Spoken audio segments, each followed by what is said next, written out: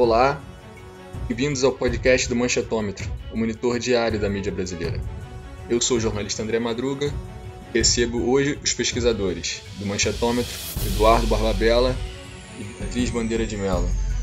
E a convidada, cientista política e socióloga, pesquisadora do Grupo Casa de Natsal, Ellen Oliveira.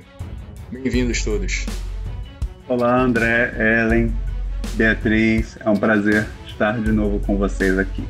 Olá, André, Eduardo, Ellen, é um prazer estar aqui novamente com vocês. Olá, André, Eduardo e Beatriz. Muito obrigada pelo convite. É um prazer estar aqui com vocês no podcast do Manchetômetro. O tema do episódio de hoje é a cobertura da violência policial na mídia.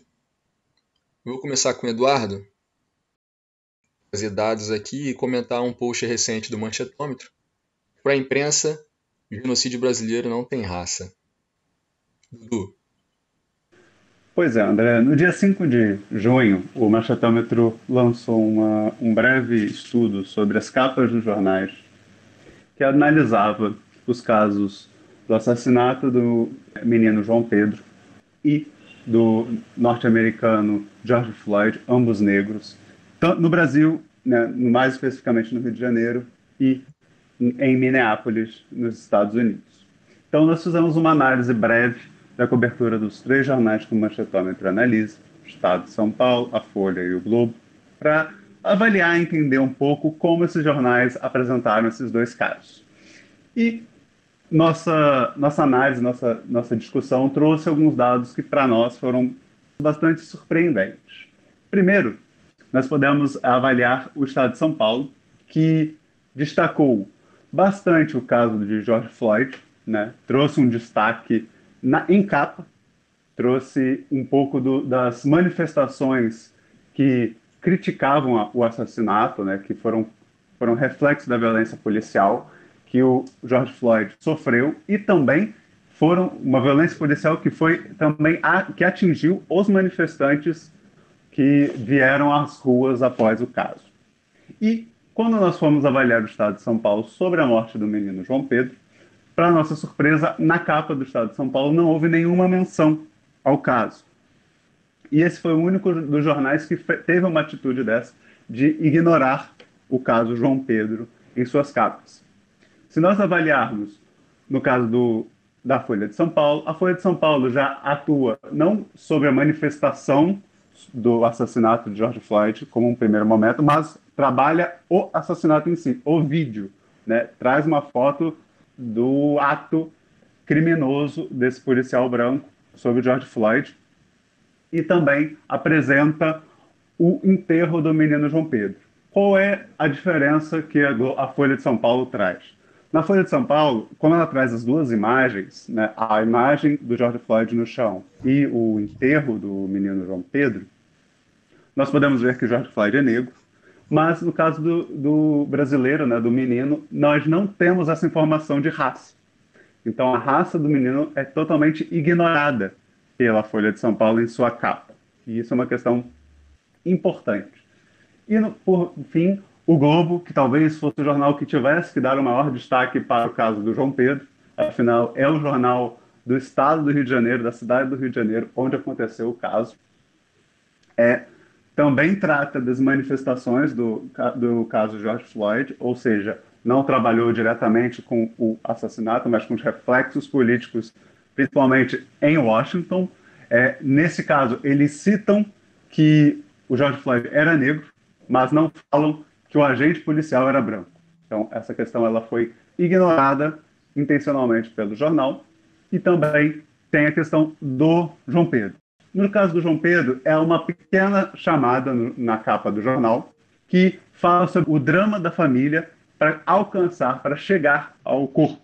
Porque tivemos, depois do assassinato do João Pedro, o corpo sumiu e demorou para ser rastreado e encontrado pela família, e o Globo noticiou esse drama. Mas, assim como a própria Folha fez no caso do João Pedro, não cita que o menino era negro. Então, nós fizemos na nossa análise, nós podemos perceber que houve, sim, pelos jornais brasileiros, uma negligência do caso racial desses assassinatos, né? A questão racial foi negligenciada e foi deixada de lado por esses jornais, que foi um tema que chamou muita atenção, principalmente porque nos Estados Unidos os movimentos que vieram a público trouxeram sempre a discussão racial junto delas. E os jornais tiveram um pouco, nesse primeiro momento, eles tiveram uma certa resistência a esse tema.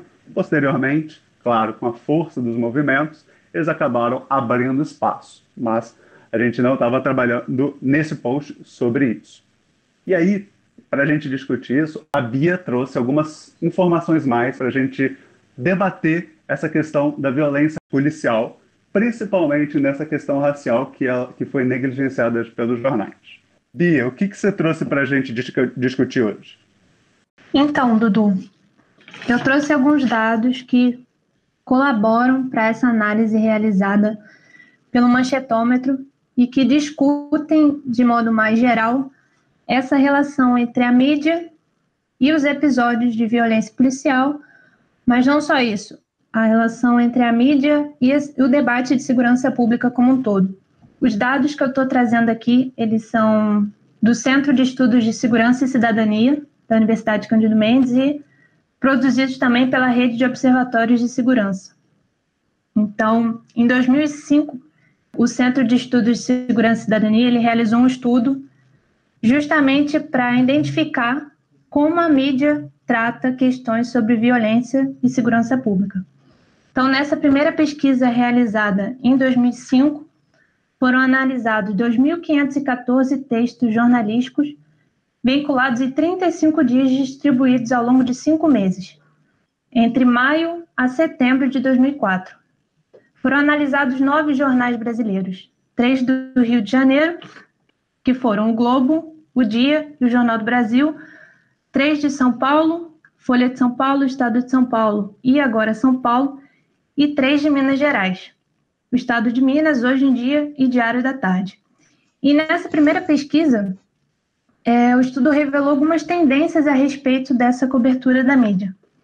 A primeira delas é que existe uma certa dificuldade da mídia em tratar os temas relacionados à segurança pública com a profundidade que eles merecem. Então, na maioria dos textos analisados, a cobertura ela focou muito mais em casos factuais do que em elementos contextuais relacionados ao debate da segurança pública. Então, foi um debate muito mais centrado na atuação das polícias, no nível federal, estadual, do que propriamente dito no debate sobre políticas públicas de segurança. Então, a gente consegue ver também que a mídia ela opta por uma abordagem que vai tratar mais das incursões policiais em comunidades, em favelas, nas periferias dos estados e na ocorrência de crimes. E, como eu disse, é um debate muito menos especializado em relação a políticas de segurança e na atuação do poder público nesses casos. Então, tem algumas tendências que a gente tem observado recentemente, mas que elas já são bem anteriores aos casos que a gente está tendo contato agora. Em 2008, o Centro de Estudos também publicou um relatório a partir desses dados coletados nessa pesquisa realizada em 2004 e 2005, e outras tendências também nos chamam a atenção. A primeira delas é que o Globo tem uma grande participação nas notícias vinculadas a respeito da segurança pública e violência. É bem superior à Folha de São Paulo ou Estado de São Paulo. Então, o Globo ele concentra, dentro desse universo analisado por esse estudo, parte das notícias vinculadas a respeito de casos de violência no Rio de Janeiro. Uma segunda tendência observada nesse estudo é que os jornais do Rio de Janeiro eles são fortemente centrados em questões locais. Então, eles vão tratar com maior frequência as questões relacionadas ao cotidiano do Rio de Janeiro, enfim, toda a problemática da segurança pública localizada no Rio de Janeiro.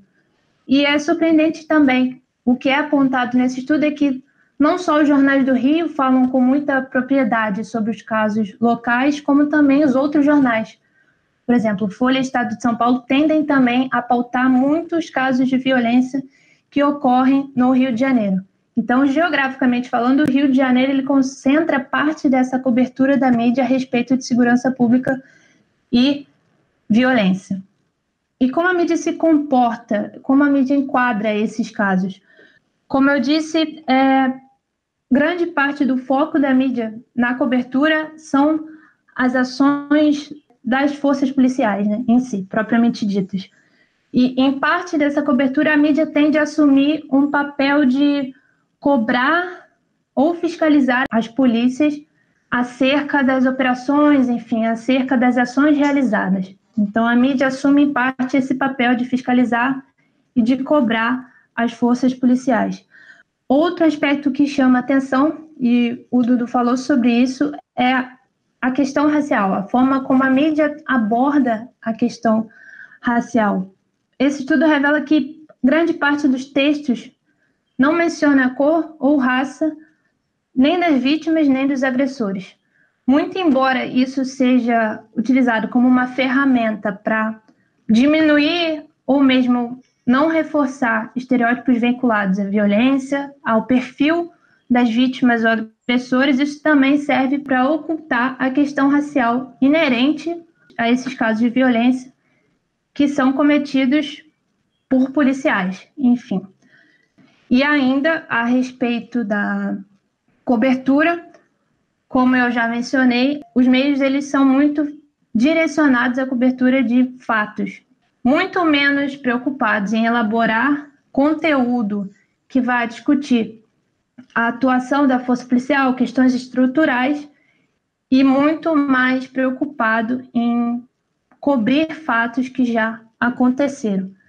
Então, a mídia, a gente consegue perceber que a mídia é muito pouco propositiva a respeito de soluções, a respeito de políticas públicas e muito mais reativa a fatos que já aconteceram.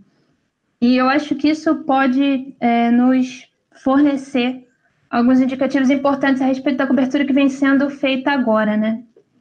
E, enfim, ver como ainda é pouco explorada essa relação entre a mídia e os casos de violência e como a mídia, ela às vezes se ausenta de propor um debate mais aprofundado sobre questões de segurança pública. Muito bem. Dentro dessa conversa do Dudu e da Bia, eu acho que não pode ficar de fora a informação que o Ali Kamel, diretor da Rede Globo, em 2006 lançou o livro Não Somos Racistas. Na época era um libelo contra as políticas de cota que começavam a ser implementadas no governo Lula. E é o que eu ia trazer para a nossa convidada Ellen Oliveira para a conversa. Ellen, eu queria que você falasse, você que é especialista nessa área de violência, segurança pública, que você falasse, assim, em 2017, a gente viu muito no Rio de Janeiro uma contagem diária de policiais mortos. Assim, os jornais começavam, principalmente na televisão, né, com essa notícia: morreu mais um policial no Rio de Janeiro. E assim, o número de pessoas mortas pela polícia era deixado um pouco de lado. E o número de pessoas mortas pela polícia vinha sempre aumentando numa escala assim, né, uma loucura. E na televisão, principalmente, mas nos jornais também, a gente vê sempre uma ideia punitivista, né? Você precisa sempre punir mais, aumentar as penas. Em alguns jornais, você vê também ataque à ideia dos direitos humanos, né? Como uma coisa que protege bandido, e acaba resvalando para a política, né? O político de direita acaba associando a isso e o político de esquerda fica associado aos direitos humanos, atacado, de certo modo, pela mídia. Como é que você vê isso tudo? Os seus estudos, o que você pode colaborar aqui com a gente?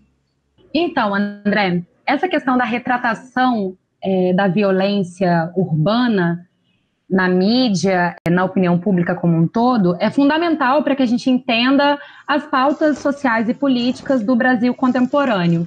De mais ou menos 5 anos para cá, a questão da segurança pública ganhou uma característica de emergência no debate brasileiro, dadas as divulgações dos números de óbitos e operações nos grandes centros urbanos.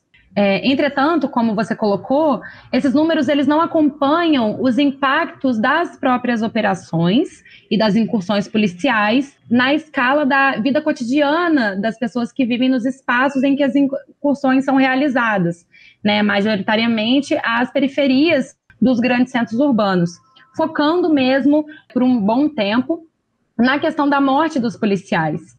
Esse tipo de enquadramento, ele estimula uma noção do heroísmo policial. O oficial que se coloca em risco, não que não se coloque, certo? O oficial que se coloca em risco durante as operações para garantir uma ideia de segurança, bem-estar social na sociedade brasileira. Entretanto, o que eu quero dizer dessa questão do risco, né, que é colocada, é que não são só os oficiais que estão em risco durante essas incursões, mas toda uma população que está sendo invisibilizada nesses processos, certo?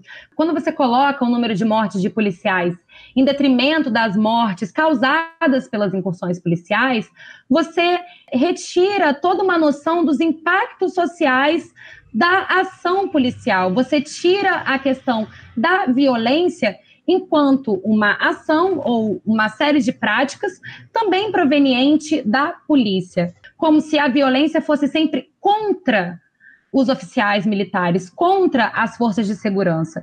E isso justificaria a entrada dessas forças policiais com ainda mais potência nos espaços, como se, no caso, só morressem policiais militares, majoritariamente falando, né, apesar das outras características de operações, outros níveis de forças oficiais que adentram os espaços periféricos, porém você tem essa noção de que apenas os policiais militares morrem. E essa noção de risco e periculosidade, ela não vem de hoje, né? Ela está em voga na atualidade, mas ela é construída principalmente pela circulação da opinião pública há anos no Brasil, desde o século XX, a virada do século XX para o século XXI, quando a gente começa a ter um aumento dos territórios de favela, principalmente na cidade do Rio de Janeiro, que, como foi colocado aqui, é um território que é sempre mencionado quando a gente vai tratar de crime, quando a opinião pública vai tratar de crime. Isso tem uma questão muito importante para as noções que a sociedade concebe de quem é o policial, quem é o bandido, quem é o herói, quem é o vilão dessa grande narrativa. Isso por quê? Existem uma série de imagens e representações criadas em torno dos territórios de periferia, no caso do Rio de Janeiro, as favelas, certo? Que classifica esses locais como local da imoralidade. A Márcia Leite, quando ela vai tratar da metáfora da guerra, quais informações que ela vai trazer para a gente? Ela faz um apanhado de muitos estudos da atuação da segurança pública no território do Rio de Janeiro, e o que ela informa é o seguinte, que existe uma parte pequena da população que tem os meios de definição, de categorização dos indivíduos, e tem uma parte muito maior da população que é o objeto dessa categorização. Aqueles que categorizam, eles olham para o território de favela como algo avesso à realidade cotidiana da própria história do Rio de Janeiro, algo avesso às práticas de moralidade e de bom viver da cidade, alocando o território de favela como o locus da criminalidade, da imoralidade, da falta de sanitarismo e da falta de boa educação. Isso faz com que as favelas sejam, desde o começo da sua classificação, colocadas como local da marginalização, da marginalidade como um todo. E isso faz com que as pessoas que habitam esses espaços sejam colocadas enquanto indivíduos marginais, ou seja, indivíduos pertencentes às classes perigosas. O que isso coloca para a gente de ainda mais problemático, né, no curso do texto da Márcia? É que, em verdade, os territórios de favela, no Rio de Janeiro principalmente, eles foram causados primariamente por um problema de moradia, do custo da moradia na cidade e do custo da circulação na cidade. Os territórios de favela, eles começam quando as classes populares, sem acesso a recursos salariais para transitar dentro da cidade e habitar de forma, digamos assim, formalizada, começa a ocupar os morros das cidades, majoritariamente, né, na topografia de morros, de maneira que estejam próximos aos centros fabris, os centros comerciais e as habitações de classe média em busca de emprego. Ou seja, a constituição do território de favela é, em verdade, a constituição do território da busca por trabalho, da classe trabalhadora. Enquanto isso, a retratação da opinião pública desses espaços não trata os seus moradores enquanto trabalhadores, muito pelo contrário, trata essa população como pessoas, teoricamente, de uma vida, entre muitas aspas, fácil, uma vida não formalizada, e como se o território de favela fosse habitado por pessoas que não estão na busca do trabalho formal, atrelando essas classes proletárias de baixa renda à imoralidade, à ilegalidade.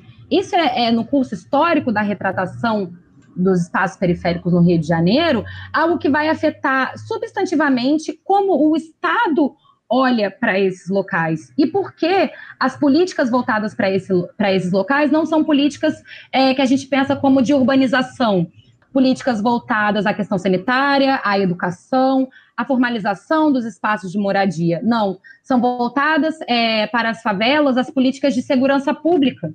Eu acho que tudo isso remonta a um cenário em que a favela é sempre colocada como o outro, o avesso ao urbano, o avesso ao progresso, o avesso à cidade, certo? Essa ideia até de uma ruralidade favelada que vem do começo dos estudos sobre a cidade, sobre as favelas e sobre a segurança pública, principalmente no Rio de Janeiro, nos informa sobre um enquadramento que hoje em dia é crucial para o entendimento desses territórios, certo? Isso não é algo que está sendo debatido apenas hoje. A figura do bandido, do imoral, é algo remontado na opinião pública e até mesmo nas ciências sociais desde o século passado. E isso afeta crucialmente a realidade, a vida cotidiana das pessoas nesses espaços. Então, o heroísmo policial e a justificativa das políticas de segurança não é algo simplesmente criado através da reação, digamos assim, dos números de morte policial, dos números de violência, de crimes violentos. Não, ele é uma prática primária que tenta ser justificada através do discurso. Daí a questão, por exemplo, da retratação da violência através do número de mortes policiais. Porque se você começa a mostrar como é feito por algumas mídias alternativas, mídias de favela, grupos de pesquisa, como é feito hoje em dia, a retratação e a circulação sistemática da informação do impacto das operações militares e da violência policial, esse mito de violência, né, esse mito da favela violenta, ele cai por terra. Não à toa, no primeiro semestre de 2020, nos 3 primeiros meses da quarentena, houve um decréscimo nas taxas de tiroteio nas periferias do Rio de Janeiro. Por conta de quê? Por conta da diminuição do número de operações nesses espaços. Ou seja, não que não exista uma violência urbana ou uma questão de violência entre facções criminosas, grupos criminosos que também estão nesses espaços, né? Sendo uma parte minoritária da população trabalhadora que habita as favelas. Não que ela não exista, mas se você for prestar atenção nos dados que vão sendo divulgados, a grande maioria dos números sobre violência, sobre tiroteio, sobre atingidos durante tiroteios, fora da escala da incursão policial, das ações policiais, ela cai drasticamente.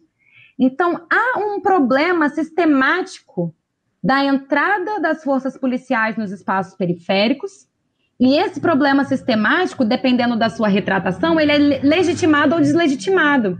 E o que a gente pode ver no curso dos noticiários sobre segurança pública é uma legitimação dessas ações por conta de um enquadramento específico das notícias, por conta de um enquadramento específico dos dados. Pensando que alguma parte desses dados é fornecida também pelos relatórios policiais, a gente tem uma segunda leva, digamos assim, um segundo nível de enquadramento. Então, acho que a questão da retratação pública, ela tem tudo a ver com a conjuntura atual, tem tudo a ver com a forma que a opinião pública e até o senso comum, digamos assim, pensa a periferia, pensa a ação policial e pensa a violência policial. Tratar de violência policial por muitos anos foi algo que, como o André colocou, taxado como a defesa da criminalidade, certo? Isto porque há uma relação de metonímia dos territórios onde a ação policial acontece, de que aqueles territórios são os territórios de criminalidade. Aí remonta esse texto da Márcia Leite, né, que eu acredito que seja quase canônico para a gente pensar a violência no Rio de Janeiro. Essa retratação da periferia como o locus da criminalidade causa uma metonímia de que a periferia seja o local da produção criminal. E se este é o local da produção criminal, defender este local é defender a criminalidade. É esse o caminho lógico feito muitas vezes pelo senso comum. E isso tem tudo a ver com a retratação pública desses espaços. Esses espaços que são compostos majoritariamente pela classe trabalhadora brasileira, formalizada ou não. Ellen. Oi. Aproveitando a sua digressão sobre a questão da violência, sobre essa questão da marginalidade, da favela ser um espaço marginal, acredito, né, que essa visão também tenha se fortalecido muito, principalmente no caso do Rio de Janeiro, durante o período do governo Sérgio Cabral, por conta da implementação das UPPs, né, as unidades de polícia pacificadora, que foram um período em que se defendeu ostensivamente a presença da polícia nas comunidades. Então, se entendia que a presença da polícia nas comunidades seria uma condição suficiente para acabar com a criminalidade dentro desses espaços e para reduzir a violência, reduzir não só a violência, mas também o tráfico de drogas, por exemplo. E aí nós vimos que diversos trabalhos apresentam que não, que nós temos uma manutenção da criminalidade do tráfico de droga nessas regiões, muitas vezes, mas em sistemas totalmente diferentes do anterior, né? Vamos dizer, o que o senso comum entende que acontece numa favela? De uma forma bem simples. É como o filme Tropa de Elite apresenta. Vem o policial que é comprado, ele vem, o tráfico paga o arrego e resolve-se a situação. A UPP, teoricamente, resolveria isso, porque você teria a ocupação da polícia e o traficante sairia, né? E a gente tem aquela edição histórica, né, por ter sido tão visualizada e tão apresentada, do caso do Complexo do Alemão, que foi aquela da Globo, do caso do Complexo do Alemão, em que os traficantes fugiam aos montes, né, correndo pela entrada da polícia no complexo. E o que a gente viu? Que a gente viu que, na verdade, a polícia se manteve nos locais, né, ocupou, mas que o tráfico também encontrava seus espaços. E aí, o que você pensa dessa relação? Dado essa relevância que a UPP teve hoje, ela é tão questionada, como é que você vê a questão da violência policial pós-UPP nos jornais? Então, Dudu, sobre essa questão, eu acredito que as UPPs elas sejam um retrato, certo? Um retrato da falha das políticas de segurança pública no Rio de Janeiro. Primeiramente, pelo entendimento de que políticas de segurança, nos moldes da incursão policial, são capazes de pacificar alguma coisa, quando essas políticas são baseadas justamente na forma do conflito entre policiais e facções criminosas. Quando você entende que a entrada da polícia nos territórios periféricos vai dizimar a violência, é porque se tem uma criação até de propaganda do que são as ações policiais. A gente pode relembrar que na época da apresentação dos projetos das UPPs, não seria apenas, teoricamente, a força policial que estaria entrando nos territórios de periferia do Rio de Janeiro, certo? Há um apelo a profissionais da educação, profissionais da saúde, um discurso de que a periferia é o lugar da falta, né? A periferia é o lugar do esvaziamento do Estado, e que apenas através da entrada da força policial seria aberto um espaço para a entrada de outras políticas públicas nesses territórios. Ou seja, a noção de que para a pacificação é necessária a violência.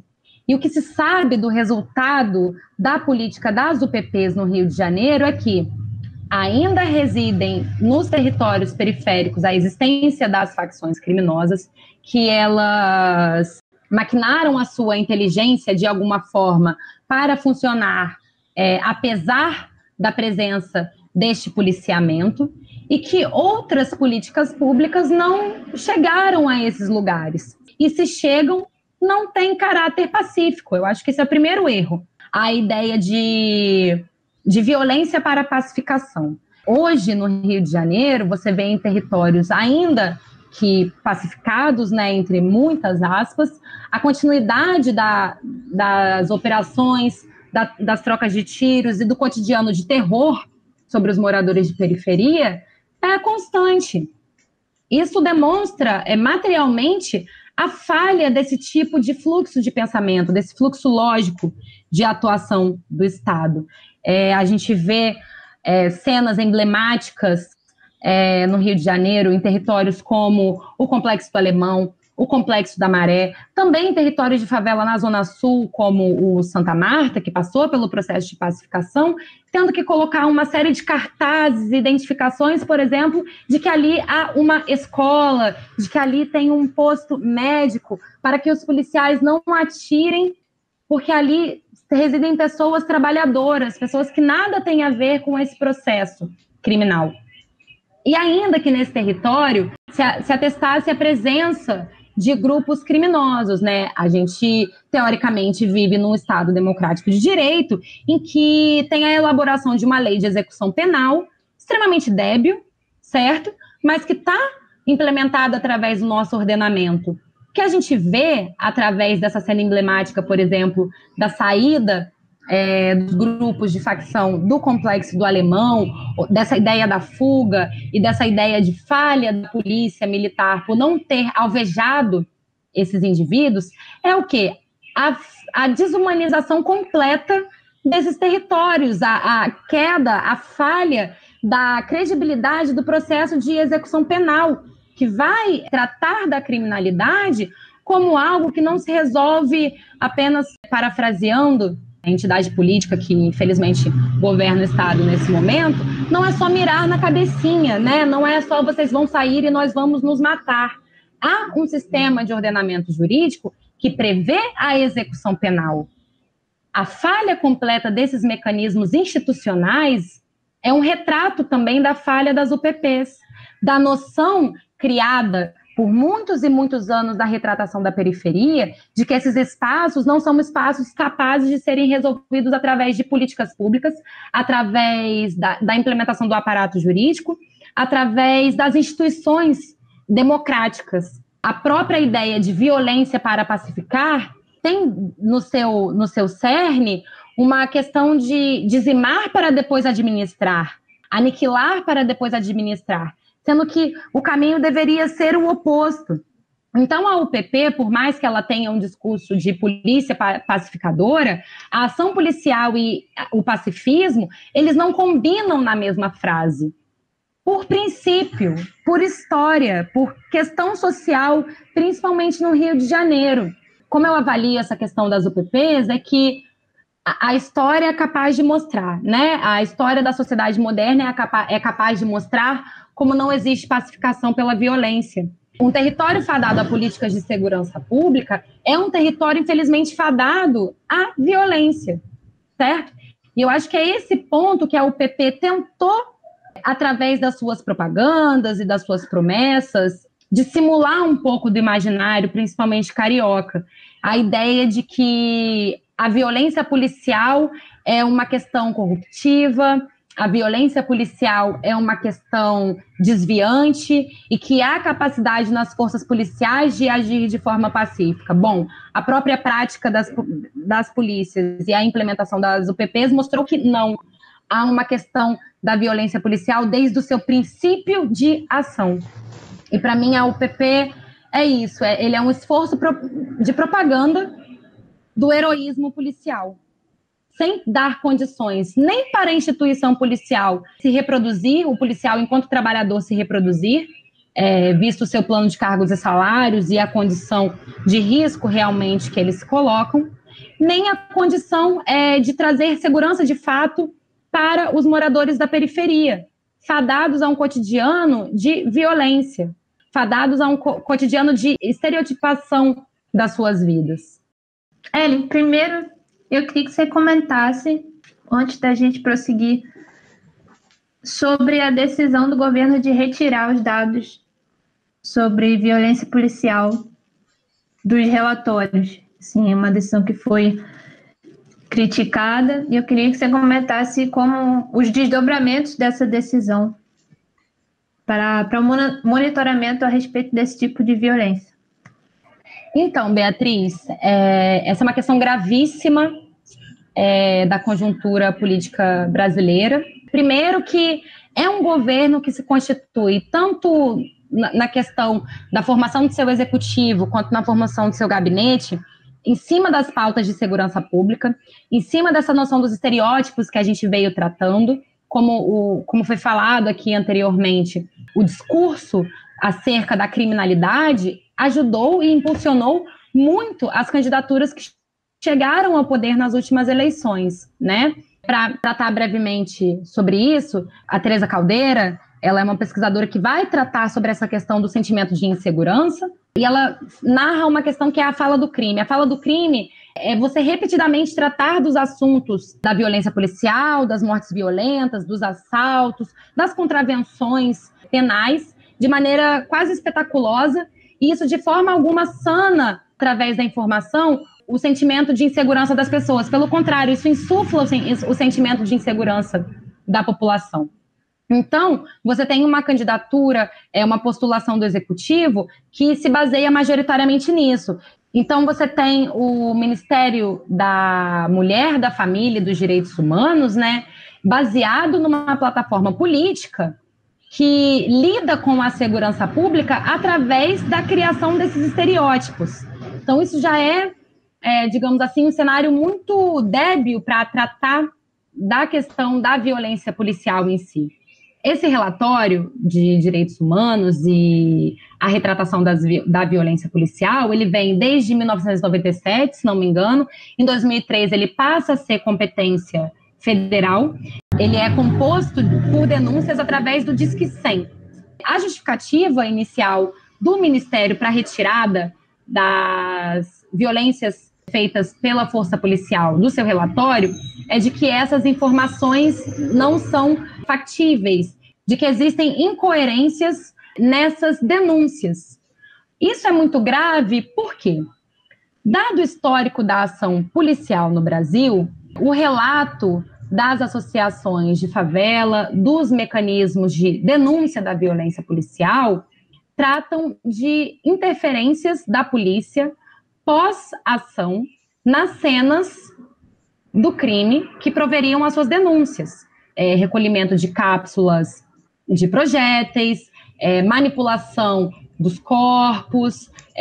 Não é a primeira nem a última vez esse ano, né, que se é tratada da tentativa de criminalização dos indivíduos vitimados pela polícia, a colocação de provas falsas nas cenas do crime. Então, tudo isso, de fato, são incoerências na parte dessas denúncias, mas essas incoerências, elas não são fruto das denúncias em si, mas elas são fruto de uma atuação permeada por ilegalidades por parte da própria força policial.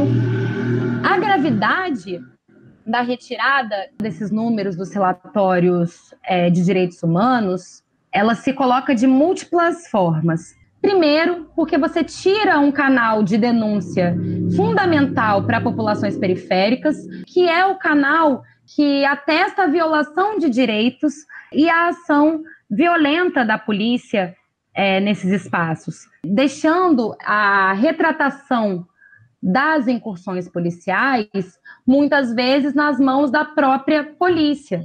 Segundo, você cria uma noção de que os direitos humanos não são direitos de determinados territórios, direitos de determinados indivíduos. Nessa noção, principalmente, reside o estereótipo que eu tinha falado anteriormente, dos direitos humanos serem uma defesa da criminalidade. A noção muito falada pelo próprio Executivo Federal atual no Brasil, de direitos humanos para humanos direitos, está fortemente atrelada a essa ação do Ministério. Está fortemente atrelada à noção de que não é possível que exista falhas na ação policial, uma vez que a ação policial ela vem para corrigir esses territórios. E pensar direitos humanos para a população periférica, já tratada como uma população marginal, já tratada como uma população criminosa, é inferir os direitos humanos na defesa da criminalidade. Isso tem a ver com a retratação e o imaginário dos próprios direitos humanos no Brasil, que impulsionou as eleições de 2018 e impulsiona o apoio político ao governo federal atual. Por fim, causa uma debilidade tremenda na formulação de políticas públicas voltadas a essas localidades que sofrem com a violência policial. Você acaba desprotegendo um território que já está desprotegido desse tipo de violação de direitos que é legitimada na história contemporânea brasileira. Então, a gente passa a ter, mais uma vez, aquele cenário em que, por exemplo, a contabilização das mortes nas operações policiais, nas ações policiais, pode voltar a ser a contabilização apenas voltada aos oficiais das polícias militares estaduais. Deixa de tratar do impacto substantivo na vida dos indivíduos periféricos, dos moradores de periferia. Desprotege uma série de pessoas que já são deslegitimadas continuamente. Então, para além dos impactos na questão da produção de dados e na produção de informações sobre a questão da segurança pública no Brasil, tem um impacto discursivo fortíssimo, que é o que sustenta boa parte das técnicas e práticas dos oficiais brasileiros. Eu queria fazer alguns comentários a respeito do que Ellen trouxe, assim, uma análise bem significativa e pertinente, que não só corresponde ao momento atual, né, mas, enfim, a toda a trajetória das políticas de segurança pública no Rio de Janeiro e, de modo mais geral, no Brasil. E como a gente consegue perceber que nem num contexto de pandemia, né, no qual o país e o mundo estão inseridos, esses casos de violência policial cessam. Então, se desde o momento que foi decretado o isolamento no Rio de Janeiro, ali no começo de março, observou-se que houve um decréscimo de operações policiais, isso não se manteve nos 2 meses seguintes, né? Então, a polícia continuou a executar essas operações nas comunidades, utilizando de força letal, enfim. E para a gente pensar que nem no momento de pandemia e de suposto isolamento social, esse tipo de violência deixa de ocorrer. Então, esses são dados muito significativos a respeito de como isso é uma característica da política de segurança implementada pelo Estado. E outro aspecto importante é como essa narrativa vem sendo construída. A Ellen muito bem apresentou que grande parte dos estudos produzidos e até grande parte do posicionamento que a mídia sustenta é formulado a partir de dados provenientes de órgãos vinculados ao governo estadual. São dados institucionais e pouco se dá espaço à narrativa dos próprios moradores e dos próprios atores que estão envolvidos nesses casos, e muito mais ênfase se dá a esses dados institucionais. Então, isso vem sendo rompido através dessas iniciativas, desse protagonismo dos próprios moradores, dos trabalhadores que vivem nessas comunidades, vivem nas periferias e que acabam produzindo conteúdo para romper essa narrativa que é estritamente institucional. Então, a gente consegue destacar as páginas de bairro, as próprias redes sociais vêm adquirindo um papel muito importante, justamente em tentar romper essa narrativa que é controlada muitas vezes pelas próprias polícias, né, através de documentos oficiais, estatísticas oficiais, e muito pouco a respeito do cotidiano das pessoas que estão diretamente envolvidas e que são impactadas por essas operações, por esses casos de violência e pelas próprias políticas de segurança implementadas pelo Estado. Então, isso também é um dado muito relevante. E a gente começou discutindo a respeito da morte do George Floyd nos Estados Unidos, e a gente também não pode deixar de comentar de como todo esse debate a respeito da violência, da segurança pública e também do racismo, ele está muito vinculado ao que vem sendo feito nos Estados Unidos. Então, a própria mídia usa esse caso para poder discutir o tema, uma coisa que foge um pouco do comportamento usual da mídia a respeito desse posicionamento, a respeito de como a violência policial tem um aspecto racial, e esse debate vem sendo impulsionado pelas recentes manifestações que estão ocorrendo nos Estados Unidos, e como a mídia se aproveitou dessa janela de oportunidade para poder apresentar o tema, para poder se aprofundar, mas a gente não pode deixar de pontuar criticamente de que essa questão racial, essa questão que permeia a violência, ela é muito mais explorada quando se trata de um caso nos Estados Unidos ou fora do país, ou seja, um caso internacional, de quando a mídia trata de casos locais ou mesmo nacionais. Então, esse é um aspecto que é sobrevalorizado na narrativa internacional a respeito do tema e que a gente não consegue ver uma repercussão tão significativa quando se tratam de temas nacionais. Então, achei muito interessante as questões que a Ellen trouxe para a gente, de fato, refletir de como ainda se precisa aprofundar a discussão da violência policial, a questão da segurança pública como um fenômeno social e não apenas como um amontoado de fatos isolados que tendem a naturalizar ou mesmo banalizar a violência como algo inerente ao nosso Estado, falando aqui do Rio de Janeiro, ou mesmo do país como um todo, de como esse debate da segurança ele precisa ser mais aprofundado e não só pela via institucional, mas também envolver outros atores, envolver outras instituições que não as ligadas diretamente à segurança pública, como os próprios acadêmicos, enfim, que trabalham, que discutem sobre o tema, que eu acho que isso torna o debate mais plural e mais profundo. Só para reiterar que essa questão que a gente está falando sobre retratação e informação é super importante, lembrar que essa retirada dos números e das denúncias de violência policial dos relatórios também coíbe uma questão da retratação da narrativa das próprias favelas, né?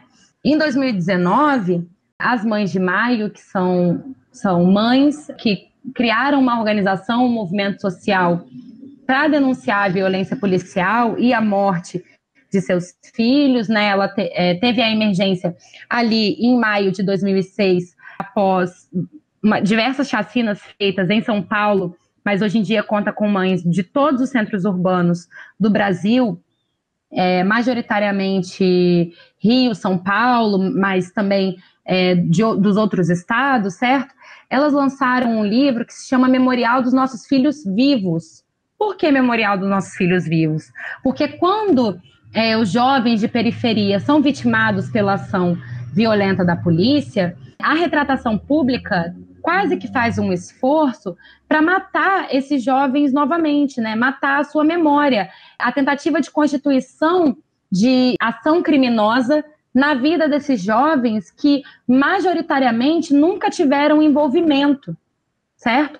Então, essa questão da retirada dos números e da retratação midiática em torno da violência policial, a produção dos relatórios, a produção de dados, ela é muito importante para que a gente possa ter um relato factível da vida dessas pessoas que foram vitimadas, da gravidade que é a prática de ceifar essas vidas na justificativa do controle da segurança pública. Só citando esse livro que eu acho de leitura obrigatória, ele é importantíssimo, composto pelas Mães de Maio, que vai nessa luta histórica, né, de dar nome, profissão, memória, local de vida para esses jovens que são retratados como um número, inicialmente, e mais, são retratados enquanto culpados pela própria violência que sofreram, né? Isso é importantíssimo de ser colocado, porque o jovem de periferia, quando ele sofre a violência policial, ele sofre duas vezes. Ele perde a sua vida e ele perde a sua memória, porque de todas as formas, as justificativas para esse tipo de ação policial vão tentar justificar que aquelas pessoas eram culpadas pela violência que sofreram. Quando você retira esses dados do relatório de direitos humanos, não apenas você desumaniza esses jovens, mas você tira deles até uma fala popular que é o virar estatística, né? O jovem periférico no Brasil, que é o principal alvo dessas ações, ele perde até o direito de se tornar estatística, o direito de produzir dados para demonstrar que a violência policial é algo sistemático. E é interessante a gente lembrar também, né, Ellen, que durante esse período de pandemia, o STF determinou que, principalmente, né, o ministro do STF, Edson Fachin, determinou que operações em comunidade durante a pandemia só em hipóteses absolutamente excepcionais, ainda mais depois do caso do João Pedro, que foi uma fatalidade, que incitou, né, que fez com que o STF atuasse para evitar esse tipo de ação. E, eu gostaria também de fazer uma pergunta. É recorrente nos estudos de sociologia urbana, principalmente quando a gente trabalha com cultura urbana, a gente tende e discutir muito, principalmente nos Estados Unidos, o debate vai na linha do hip hop e do rap, mas aqui no Brasil está muito mais associado ao rap também, mas muito mais ao funk, que são músicas que são consideradas próximas ou muitas vezes com apologia à violência, né? Existem muitas pessoas que defendem que o funk é uma forma de apologia, muitas vezes, muitas letras têm apologia à violência, a ações contrárias à lei. Existem, né, diversos estudos, inclusive nos Estados Unidos, que demonstram que essa associação, por exemplo, de rap e hip hop, como eu estudo lá, como é a grande questão nos Estados Unidos, demonstram que essa alusão aos dois serem próximos à violência e não o pop é errada, porque o pop, que seria uma visão mais politicamente correta do mundo, dentro da lógica do senso comum, o pop, na verdade, tem tantas transgressões à lei quanto esses outros dois. E aí eu queria te perguntar mais especificamente como a cena tem respondido a esses dois casos, o caso do João Pedro e o caso do George Floyd. Como essa cena musical, cena cultural tem respondido a esses dois casos mais recentes? Então, Dudu, a resposta das cenas musicais, principalmente ligadas ao rap, ao hip hop e ao funk no Brasil e o rap e o hip hop nos Estados Unidos, tem sido, vamos dizer assim, imediata, certo? Foram vistas participações de diversos cantores, né, rappers no Brasil, nas manifestações pelas vidas negras, né, as vidas negras importam, bem como nos Estados Unidos. Em relação à produção musical, não consigo atestar a produção musical pós esses acontecimentos que estão tratando especificamente desses episódios. Entretanto, a produção musical do rap, do hip hop e do funk é uma produção musical de denúncia desde a sua emergência, né? Esses ritmos, eles têm como princípio, como proposta, a narrativa da vida cotidiana do local de produção musical, sendo o seu local de emergência a periferia. E desde muitos anos, o ano de emergência, né, nos Estados Unidos, 1970, a emergência do rap e do hip hop, e no Brasil também, na virada dos anos 70 para os anos 80, o hip hop e o funk convivem com a realidade de desigualdade social, de desigualdade racial e de violência policial.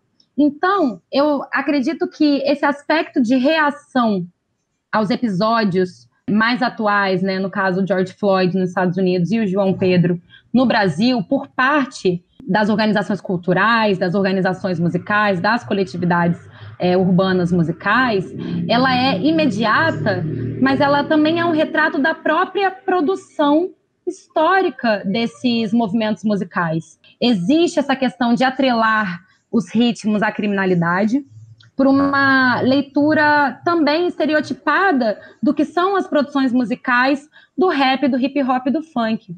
Ora, se esses ritmos se propõem a narrar o cotidiano e as experiências da vida urbana na periferia, é óbvio que eles vão tratar de todos esses elementos, né, de todos esses desvios, tanto por parte das organizações criminosas, mas também fortemente por parte da força policial e a característica da ação policial nesses territórios. O que eu tenho visto que é de muita potência nos movimentos de Black Lives Matter e Vidas Negras Importam é como o aspecto cultural já está em diálogo com esse aparato de denúncia, com essas demandas por direitos há muitos anos. Por exemplo, nas manifestações aqui do Brasil, os manifestantes, eles entoaram músicas do Djonga e dos Racionais MC como palavras de ordem. Além da palavra de ordem Vidas Negras Importam, eles trouxeram como elemento discursivo, elemento de denúncia e demanda, vários versos destes artistas que estavam, inclusive, nas marchas, denunciando a violência policial, denunciando a violência contra as vidas negras, denunciando o racismo.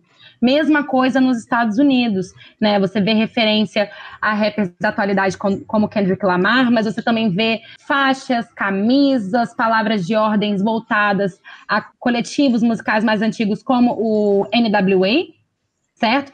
Tem uma música emblemática, né, que é o Fuck the Police. Tem sido retomada como palavra de ordem esse refrão. Então, eu acho que a reação da música, ela é imediata, mas ela não só é imediata dada a urgência dos acontecimentos atuais. Ela é imediata porque já vem tratando dessas pautas desde a sua própria emergência. É algo constitutivo desses ritmos. Então, digamos assim que as demandas e as pautas dos movimentos de favela, do movimento negro, já estão entrelaçadas na própria produção musical do rap, do hip hop e do funk. É isso, pessoal. Só para não ficar de fora, mais uma pergunta para Ellen. Ellen, você falou que, assim, arredondando o que você disse, a polícia faz parte do problema, segurança pública. E isso envolve até participação em milícia e tal, que a gente não chegou a falar. Eu queria saber de você, a sua opinião, se a desmilitarização da polícia é parte da solução. Olha, André, a desmilitarização da polícia é uma pauta urgente. Ela faz, sim, parte da solução, mas não só. Primeiramente porque, veja, nos Estados Unidos, a polícia ela é desmilitarizada, certo? E isso não muda a forma da ação policial. Há uma ação policial sistemática sobre os territórios periféricos e sobre a população negra, que vem da sua própria concepção de mundo, da sua perspectiva de ação. Então, a desmilitarização, ela é importante pelos seguintes aspectos. Por exemplo, no caso em que se atesta institucionalmente, né, não apenas pelas denúncias feitas pelos moradores de periferia, pelos familiares das vítimas da violência policial, quando se atesta institucionalmente que houve, de fato, uma violação de direitos e uma ação criminosa da polícia, no Brasil, por exemplo, esses policiais militares, eles são julgados pelas próprias instituições militares, o que mostra um aspecto de endogenia complicado no momento de julgamento desses casos, no momento de atribuição de penas, no momento de atribuição de culpa, digamos assim, certo? Porque seria a própria instituição fazendo meia-culpa ao julgar os seus oficiais que foram formados por essa mesma instituição. Então, a desmilitarização ela é importante, inicialmente por isso, também porque polícia, em tese, em teoria, é organizada para proteger a população. O aparato militar ele é organizado para proteger o Estado dos seus inimigos. A ideia de polícia militar, ela já evoca que parte da população é inimiga do Estado, certo? Então, esses dois aspectos do militarismo são debilidades que devem ser destituídas da polícia para que a gente comece a pensar em soluções, mas não somente.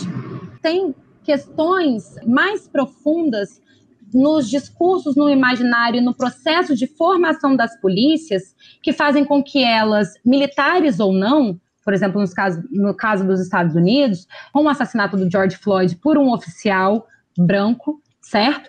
De uma polícia não militarizada, esse fato, ele demonstra que existem aspectos para além da instituição militar. Há um problema na formação policial que é um problema social, muito imbricado, muito embebido nas próprias relações de desigualdade do mundo contemporâneo.